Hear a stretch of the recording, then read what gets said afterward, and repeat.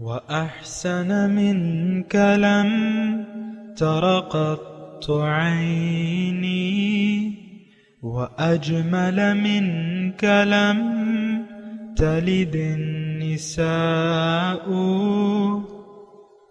خلقت مبرأ من كل عيب خلقت مبرأ من كل عيب كأنك قد خلقت كما تشاء كتاب أنزلناه إليك مبارك ليدبروا آياته وليتذكر أولو الألباب۔ یہ کتاب برکت والی ہے جسے ہم نے آپ کی طرف نازل فرمایا ہے تاکہ دانش مند لوگ اس کی آیتوں میں غور و فکر کریں اور نصیحت حاصل کریں۔ اللہم صلی علی سیدنا محمد وعلی آل سیدنا محمد بعدد کل ذرۃ مئۃ الف الف مرۃ۔ سامعین و ناظرین کرام، السلام علیکم ورحمۃ اللہ وبرکاتہ۔ سامعین کرام، سورہ شورى آیت نمبر 13۔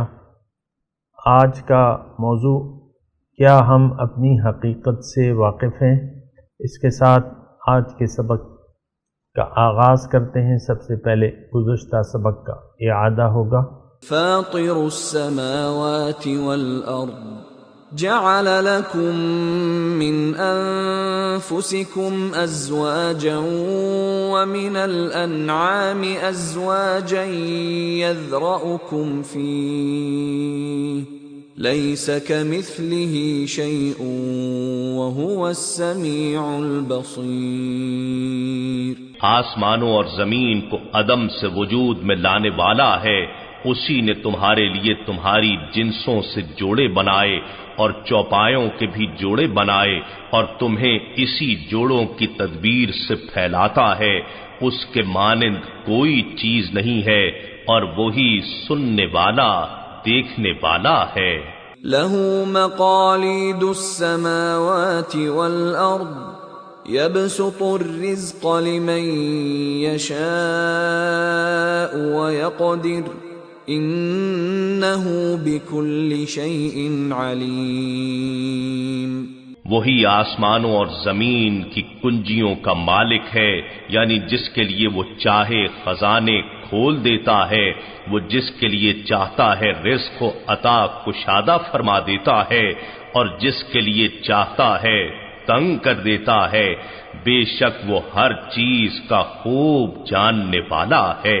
سامعین کرام، سورہ شورى آیت نمبر 13۔ لفظی ترجمہ، شرع لکم من الدین، اس نے تمہارے لیے دین کا وہی راستہ، وہی طریقہ مقرر کر دیا ہے۔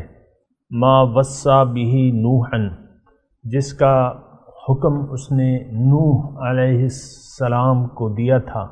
والذی اوحینا الیک، اور جس کی وحی ہم نے آپ کی طرف بھیجی۔ وما وصینا به، اور جس کا ہم نے حکم دیا تھا ابراہیم، موسیٰ اور عیسیٰ علیہ السلام کو، ان اقیم الدین، کہ تم دین کو قائم کرو، ولا تتفرقوا فیہ، اور اس میں تفرقہ نہ ڈالو۔ کبر علی المشرکین، بہت ہی گران ہے، بہت بھاری ہے مشرکین پر، ما تدعوہم الیہ، جس طرف آپ ان کو بلا رہے ہیں، یعنی توحید کی طرف۔ اللہ یجتبی الیہ من یشاء، اللہ تعالیٰ چن لیتا ہے جسے چاہتا ہے، اور ویہدی الیہ من ینیب، اور اپنی طرف آنے کی راہ دکھا دیتا ہے ہر اس شخص کو جو اللہ تعالیٰ کی طرف قلبی رجوع کرتا ہے، ینیب۔ سامعین کرام، مضمون بہت بنیادی ہے اور تھوڑا سا آپ نے اس میں غور بھی کرنا ہوگا اور توجہ سے سننا ہوگا۔ اور اس کے مباحث جو ہیں، اس آیت کے مباحث یعنی جو موضوعات ہیں یا جس بارے میں اس میں بات کی گئی ہے وہ میں پہلے آپ کو بتا دوں۔ اس میں ایک تو انسان کا یعنی بادی النظر میں اللہ تعالیٰ اس میں انسان کی کامیابی کا راستہ بتا رہے، پھر اس میں انسان کا وہ مقصد حیات بھی پوشیدہ ہے اس مضمون میں، جس مقصد کے لیے اللہ تعالیٰ نے انسان کو پیدا کیا ہے، اور اس کا طریقہ بھی جو اللہ تعالیٰ نے مقرر کر دیا ہے، یعنی اپنے قرب کا جو طریقہ یا اپنی آنے تک کا جو طریقہ اللہ تعالیٰ نے مقرر کر دیا ہے عوام کے لیے، اس کا بھی اس میں اظہار کیا جا رہا ہے۔ پھر پیغمبروں کی آمد کا مقصد بھی اس میں بیان کیا جا رہا ہے کہ ان کی آمد کا مقصد کیا ہے، یعنی ان کو بھجوانے کا مقصد کیا ہے۔ پھر مشرکین کی وہ رویے کی بھی بات ہو رہی ہے کہ جب پیغمبر توحید کی دعوت لے کے آتے ہیں تو ان پہ یہ بات اس کا اثر کیا ہوتا ہے، کبر علی المشرکین۔ اور پھر آخر آیت کے آخری حصے میں اللہ تعالیٰ اپنے بارگاہ میں آنے کی جو یعنی مختلف طریقے ہیں، دو طریقے ہیں اللہ تعالیٰ کی بارگاہ خداوندی میں قرب حاصل کرنے کے دو طریقے اس میں اللہ تعالیٰ بتا رہا ہے، اس کی تفصیل ہے۔ تو یہ بہت بنیادی مضامین ہیں سارے، اور یہ میرے لیے اور آپ کے لیے ہے، کیونکہ میں بھی انسان ہوں، آپ بھی انسان ہیں، آپ یا مرد ہیں یا عورت ہیں، لیکن بات یہ ہے کہ ہمیں اللہ تعالیٰ نے جو زندگی دی ہے، ایک تو ہمیں پتہ چلنا چاہیے کہ ہمارا مقصد حیات ہے کیا، کیوں اللہ تعالیٰ نے ہمیں پیدا کیا ہے۔ پھر دوسری بات جو ہے وہ یہ بھی ہمیں پتہ چلنا چاہیے کہ ہمیں اپنے مقصود تک پہنچنے کا اللہ تعالیٰ نے ذریعہ یا طریقہ کیا بتایا ہے۔ تو یہ دو بڑی باتیں ہیں سامعین کرام۔ اچھا چلیں اب میں مضمون شروع کرتا ہوں، لیکن اس کے لیے ایک تمہیدی مضمون میں ضرور بیان کروں گا، اس کو آپ غور سے سنیں۔ بات یہ ہے اللہ تعالیٰ نے دیکھیں اس کائنات کو پیدا کیا ہے، یہ تو ہمارے سامنے ہے، یہ ہماری سر کی آنکھیں جو ہیں اس کو دیکھ رہی ہیں کائنات کو۔ اچھا صرف زمین کا ایک یہ سیارہ ایسا ہے کہ اس پر ایک مخلوق پائی جاتی ہے یا مخلوقات پائی جاتی ہیں، باقی کروڑوں پر آپ کو معلوم ہے کہ زندگی کے آثار نہیں ہیں، اب تک نہیں ملے۔ تو یعنی باقی یہ صرف اتنی بھری کائنات میں آپ دیکھیں، تھوڑا اندازہ تو لگائیں کہ یہ لاکھوں کروڑوں بلکہ بے انتہا مخلوق، یہ اللہ تعالیٰ کی جو پیدائش ہے زمین و آسمان کی، یہ کائنات جو ہم جس کائنات میں ہم رہ رہے ہیں، اور کائنات کا جب میں نام لیتا ہوں تو صرف یہ کہکشاں نہیں ہے، کتنی کہکشاں ہیں، کتنی ملکی ویز ہیں، اور یعنی اس کا ہم حد و حساب نہیں لگا سکتے، ٹھیک ہے۔ اور بات یہ ہے یا پھر اس کی یعنی کائنات کتنی پھیلی ہوئی ہے اس کا بھی ہم اندازہ، لیکن دیکھیں ہم اپنی بات کریں گے، کائنات میں کیا ہے کیا نہیں ہے اس کی بات ہم نہیں کریں گے، لیکن اور قرآن سے ہم ہدایت لیں گے کہ یہ معاملہ ہے کیا، کہ صرف ایک ہی سیارہ ایسا ہے کہ اس پر جو ہے مخلوقات پائی جا رہی ہیں، اور اس مخلوقات میں اشرف المخلوقات جو ہستی ہے اس کا نام کیا ہے؟ انسان۔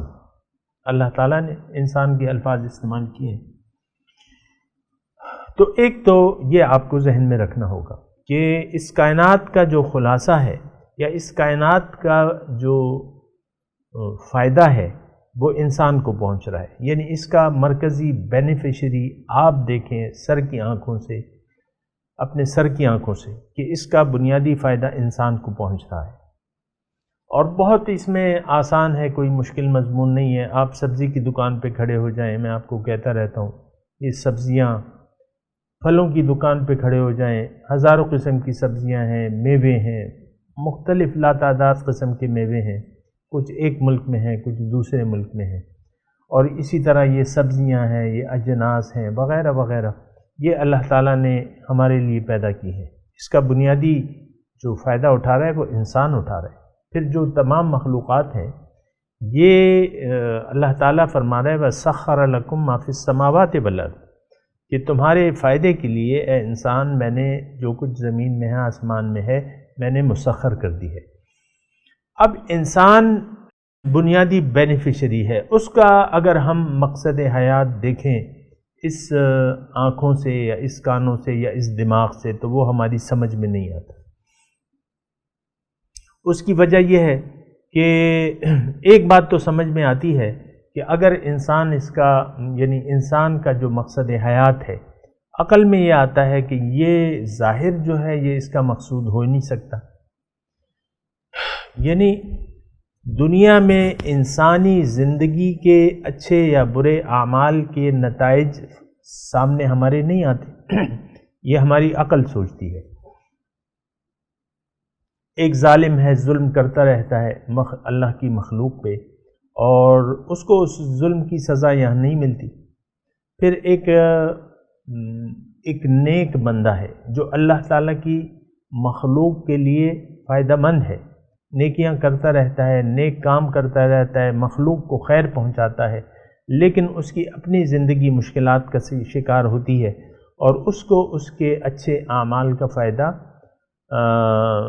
جزوی طور پہ تو ملتا ہے، ہر ایک کو سزا بھی ملتی ہے اور انعام بھی ملتا ہے جزوی طور پہ، لیکن مکمل طور پہ ہم نہیں دیکھتے کہ اس کو وہ اچھے اعمال کا انجام اس کے ہاتھ میں آتا ہے۔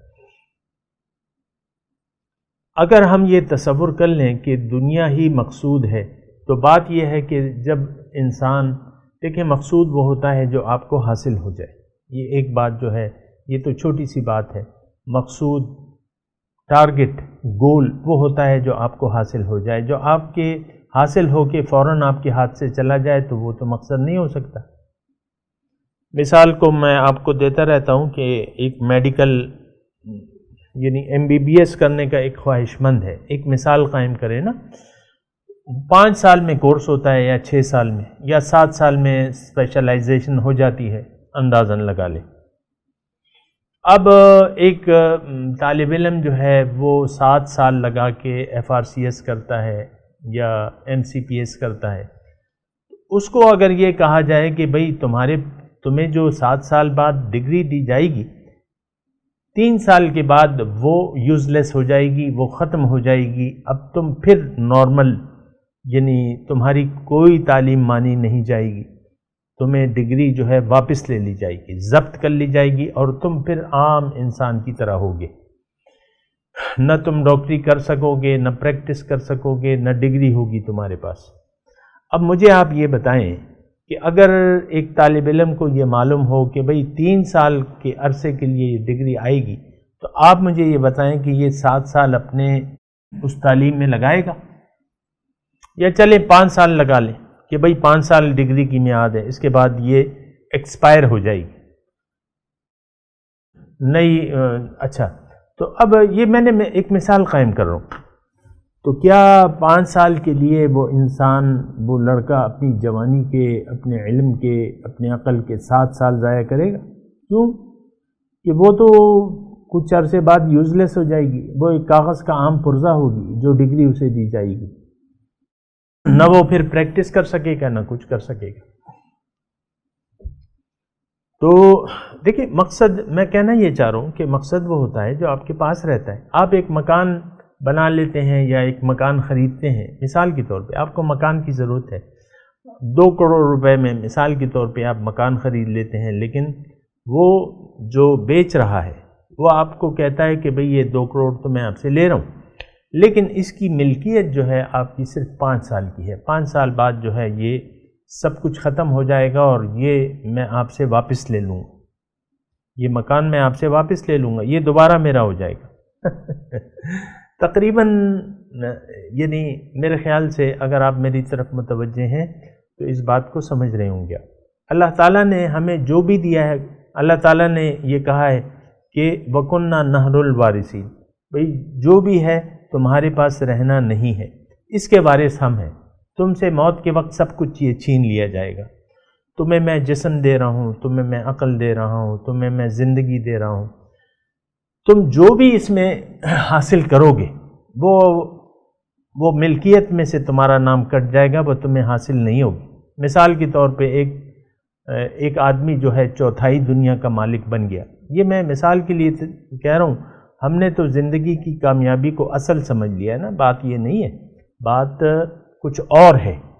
تو مقصد وہ ہوتا ہے جو حاصل ہو جائے. اب چوتھائی دنیا کا ایک انسان مالک ہو گیا. اچھا، یہ 50 سال میں اس نے یہ کمائی کر لی. 51 سال کی عمر میں 51 سال یعنی 1 سال بعد جو ہے وہ مر جاتا ہے. اب آپ مجھے بتائیں کہ یہ اس سے کچھ لے جا سکتا ہے اپنے ساتھ؟ زندگی تو دوسری بھی ہے. یعنی مرنے کا یہ مطلب نہیں ہے. مرنے کا مطلب یہ ہے کہ آپ ایک عالم سے دوسرے عالم میں جا رہے ہیں، تشریف لے جا رہے ہیں. آپ کو عالم بدلنا پڑ گیا. 51 سال کی اللہ تعالیٰ نے آپ کی عمر رکھی. 51 سال میں آپ چوتھائی دنیا کے مالک بن کے 50 سالوں میں آپ نے وہ چوتھائی دنیا اپنا لی، اور 51 سال میں اللہ تعالیٰ نے واپس آپ کو بلا لیا. ایک دوسرے عالم میں زندگی آپ کو عنایت فرمائی. اس کو ہم عالم قبر کہہ سکتے ہیں، عالم برزخ کہہ سکتے ہیں، عالم مثال اس کا نام ہے. تو آپ مجھے بتائیں کہ اگر یعنی یہ جو میں نے آپ کو ایک ڈاکٹر کی مثال دی، مضمون مشکل نہیں ہے سامنے کرنا، تھوڑا سا غور کا ہے. آپ کو ڈاکٹر کی مثال، آپ کو میں نے مکان کی مثال دی. اب دیکھیں 2 کروڑ روپے بھی کوئی معنی رکھتی ہے اگر حقیقت میں یہ مثال. اب 5 سال کے لیے 2 کروڑ روپے، یا مثال کے طور پہ 1 سال کے لیے کہ بھئی 1 سال بعد تم سے واپس لے لیا جائے گا. وہ شخص جس نے چوتھائی دنیا کما لی اور 1 سال بعد اس سے کہا جاتا ہے کہ بھئی چلو وہ حاصل ہی نہیں ہوئی. دیکھیں یہ ہماری عقل کا، یعنی یہ عقل میں بات آتی ہے، یہ نہیں کہ بس یہ بات سمجھ میں نہیں آ رہی آپ کی. ہم نے جو دنیا کو اپنی منزل اور مراد بنا لیا ہے تو اس سے تو ہم جانے والے ہیں اپنے مولا کی طرف. انا للہ و انا الیہ راجعون حاصل نہیں ہونی. قبر میں جب سوال و جواب ہوگا، ہمارا اس پہ پورا یقین ہے، بہت سے لوگوں کو تو نہیں ہے سوال، لیکن حقیقت میں تو وہ ہے سوال و جواب. وہاں یہ نہیں پوچھا جائے گا کہ بھئی تمہیں اللہ تعالیٰ نے زندگی دی تھی اور تم نے کیا کمایا، کتنی دنیا کما لی، کتنے بچے ہوئے، کتنے گھر بنا لیے، کتنے کاروبار کو بڑھایا تم نے، کیا کیا نئی امپائر اسٹیٹ کھڑی کی تم نے. یعنی ایک کاروباری، وہ ہم کہتے ہیں نا یہ گروپ آف انڈسٹری کا مالک ہے ایک بندہ. تو مطلب یہ ہے کہ مالک کیا ہے، مالک بس موت آ گئی، ہر چیز ختم. وہ شاعر کا ایک شعر کا جملہ مجھے یاد آ رہا ہے کہ سب ٹھاٹ پڑا رہ جائے گا جب لات چلے گا بنجار. کچھ بھی نہیں سب کچھ پڑا رہ گیا. تو بات یہ ہے، سمجھنے کی ہے سامنے کا. ہم نے جو دنیا کے پیچھے اپنا دماغ خراب کر لیا ہے، اور اچھی زندگی، اچھا کھائیں، اچھا پہنیں، اچھا رہیں، اور یہ ساری ہم نے بھئی دنیا بناؤ دنیا بناؤ، مرد ہو یا عورت، تو وہ ساری توجہ جو ہے ان کی. آپ دیکھیں ہمارے کیا مسائل ہیں، دنیا کے مسائل ہیں. دنیا ہمارا مسئلہ نمبر 1 ہے، اس کے علاوہ ہمارا کوئی مسئلہ نہیں، معاذ اللہ، اللہ کی پناہ. تو بہرحال خلاصہ مضمون کا یہ ہے کہ اللہ تعالیٰ نے ہمیں جو پیدا کیا ہے اس کا مقصد دنیا کا حصول نہیں ہے.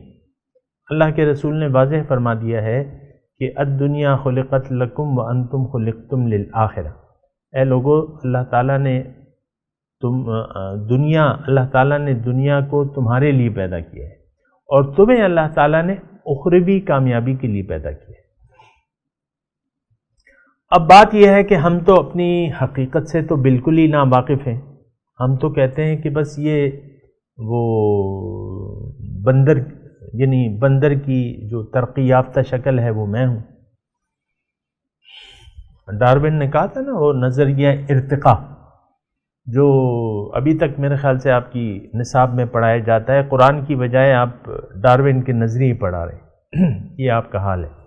تو بہرحال مقصد حیات جو ہے عقل یہ مانتی ہے کہ نہیں، یہ جو نظام اللہ تعالیٰ نے بنایا اتنا یعنی بہت وسیع نظام انسان کے لیے پیدا کیا ہے، کائنات انسان کے لیے اللہ تعالیٰ نے بنائی، پھر کائنات کو اللہ تعالیٰ کے فائدے کے لیے مسخر کر دیا ہے، سبحان اللہ۔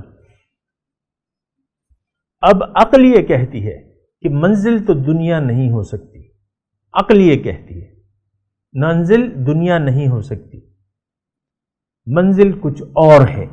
اب اس کو معلوم کرنے سے عقل قاصر ہے، یہ بات بھی ہے سامنے کرام۔ اس کی وجہ یہ ہے کہ ہمارے پاس جو عقل ہے اس کی حدود جو ہیں محسوسات تک ہیں، یعنی جو ہمارے حواس خمسہ ہیں اس کی حد سے اگر کوئی چیز باہر چلی جائے تو وہ پھر ہماری عقل میں نہیں آتی۔ اب یہ ہے کہ ہم اس کو یعنی اس مقصد کو پوچھیں گے کہ مقصد کیا ہے، پھر مقصد کے حاصل کرنے کے طریقے کو پوچھیں گے کس سے؟ جس ذات نے ہمیں پیدا کیا ہے۔ کون؟ اللہ۔ اللہ نے ہمیں پیدا کیا ہے، اسی نے پھر ذمہ داری بھی لی ہے انسان کو اس کے مقصد حیات بتانے کی، پھر اس کی رہنمائی کی، ہدایت کہتے ہیں کہ منزل تک پہنچنے کا طریقہ۔ ان علینا للہدی، انسان کو ہدایت دینا میری ذمہ داری ہے، اللہ تعالیٰ نے فرمایا۔ تو اب وہ ہدایت کس طریقے سے اللہ تعالیٰ فرماتا ہے؟ اللہ تعالیٰ انسان کو ہدایت انسان کے ذریعے فرماتا ہے۔ کیوں؟ کہ ہمارا اور اللہ کا ڈائریکٹ رابطہ ہو نہیں سکتا۔ اللہ تعالیٰ نے انسانوں میں سے انسانوں کو منتخب کیا ہے جسے وہ چاہتا ہے۔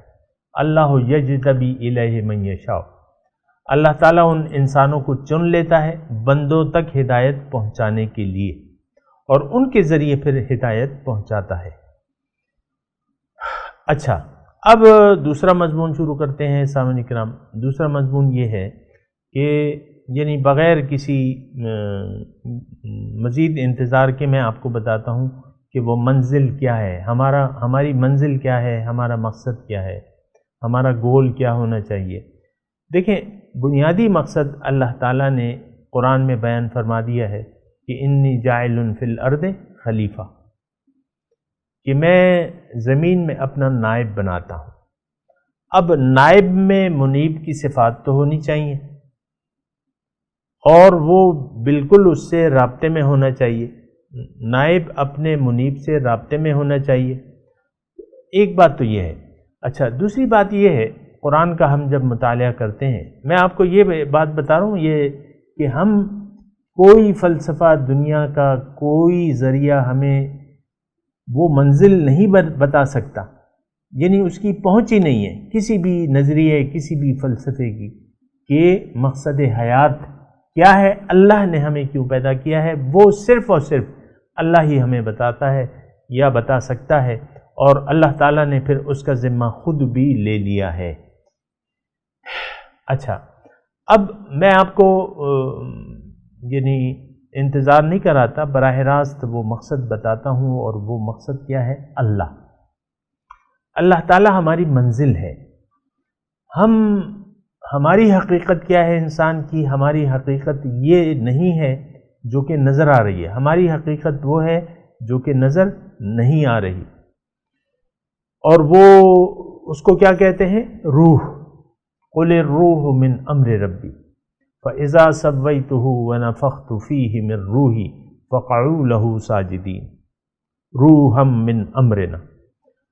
بہرحال یہ روح جو ہے یہ ربانی روح ہے، یعنی یہ روح، اس کی زیادہ معلومات تو ہمیں نہیں ہو سکتی، وما اوتیتم من العلم الا قلیلا، زیادہ معلومات نہیں ہو سکتی، کیونکہ اس کا تعلق جو ہے وہ باطن سے ہے۔ ایک بات یہاں ذہن میں رکھیں کہ جو چیز بھی باطن سے تعلق رکھتی ہے وہ ہماری اس کھوپڑی میں ایسے نہیں آ سکتی جیسے کہ آپ کو ظاہر کی چیزیں آپ کی عقل میں آ رہی ہیں، یا جو سائنس ہے آپ کو معلومات ہو رہی ہیں، لیکن جو چیز بھی جس چیز کا تعلق باطن سے ہو وہ ہماری اس کھوپڑی میں نہیں آ سکتی. اب ٹوٹلی انحصار ہم نے کرنا پڑے گا اللہ کے ہدایت پر، رسول کی جو کلام ہے، رسول کے جو فرمان ہے اس پہ ہمیں وہ کرنا پڑے گا انحصار. یعنی اللہ اور اس کے رسول ہمیں بتائیں گے ہمیں ہماری حقیقت، ہماری زندگی کا مقصد اور مقصد تک پہنچنے کا ذریعہ. یہ اللہ تعالیٰ اور اس کے رسول ہمیں لیکن قرآن جو ہے وہ ام العلوم ہے، اور قرآن کے نزول کا مقصد کیا ہے؟ وَعَلَّمَ الْإِنسَانَ مَا لَمْ يَعْلَمْ. اقرأ وربك الأكرم الذي علم بالقلم علم الإنسان ما لم يعلم. سبحان اللہ.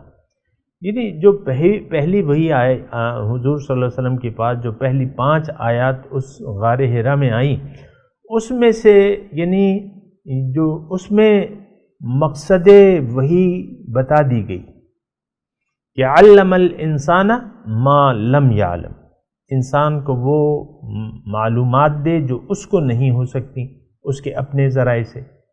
تو ایک بات تو یہ بالکل واضح ہو جانی چاہیے کہ ہمیں وحی میں کیا بتایا گیا ہے. یعنی وحی میں ہمیں باطن کی حقیقت بتائی گئی ہے، وحی میں ہمیں ہماری حقیقت بتائی گئی ہے، وحی کے ذریعے اللہ تعالیٰ نے ہمیں ہماری منزل تک پہنچنے کا طریقہ بتایا ہے سامنے کا. اب یہ ہے نا کہ وحی کی اہمیت آپ کے ذہن میں، میں امید کرتا ہوں کہ آپ کے ذہن میں وحی کی حقیقت اور اس کی ضرورت آپ کے ذہن میں آ گئی ہوگی. وحی الہی، اللہ کی وحی، یعنی اللہ تعالیٰ نے وحی کے ذریعے اپنے پیغمبران کو وحی کے ذریعے انسان کی حقیقت بتا دی، انسان کی منزل اس کو بتا دی، اور منزل تک پہنچنے کا طریقہ بتا دیا. یہ 3 باتیں یعنی جو بنیادی طور پہ آپ نوٹ کر لیں اسے کہ وحی کے ذریعے پہلے تو ہمیں ہماری حقیقت بتائی گئی ہے. اس پہ اللہ تعالیٰ کی توفیق سے میں اگلے درس میں اللہ تعالیٰ نے چاہا تو میں بات ضرور کروں گا، لیکن اس میں میں آپ کو یہ بتا رہا ہوں کہ وحی کی حقیقت، یہ انسان کی حقیقت، پھر وحی کی ضرورت، پھر انسان کے پہنچنے کا، منزل تک پہنچنے کا ذریعہ کیا ہے، کیا طریقہ ہے، اور اللہ تعالیٰ وہ کس کو بتاتا ہے. یہ ہم انشاءاللہ اگلے درس میں اس پہ بات کریں گے. ابھی میں تلاوت کرتا ہوں، میرے ساتھ دہرائیے. اعوذ باللہ من الشیطان الرجیم، بسم اللہ الرحمن الرحیم. شرع لکم من الدین ما وصى به نوحا والذی اوحینا الیک وما وصینا به ابراہیم وموسیٰ وعیسیٰ وَأَنْ أَقِيمُوا الدِّينَ وَلَا تَتَفَرَّقُوا فِيهِ كَبُرَ عَلَى الْمُشْرِكِينَ مَا تَدْعُوهُمْ إِلَيْهِ اللَّهُ يَجْتَبِي إِلَيْهِ مَنْ يَشَاءُ وَيَهْدِي إِلَيْهِ مَنْ يُنِيبُ. اب ان آیات کا تلاوت و ترجمہ. شرع لكم من الدين ما وصى به نوحا والذي أوحينا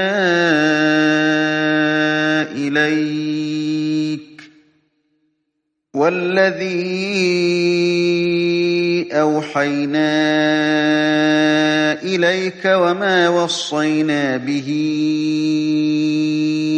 إبراهيم وموسى وعيسى أن أن أقيموا الدين ولا تتفرقوا فيه كبر على المشركين ما تدعوهم إليه الله يجتبي إليه من يشاء ويهدي إليه من ينيب.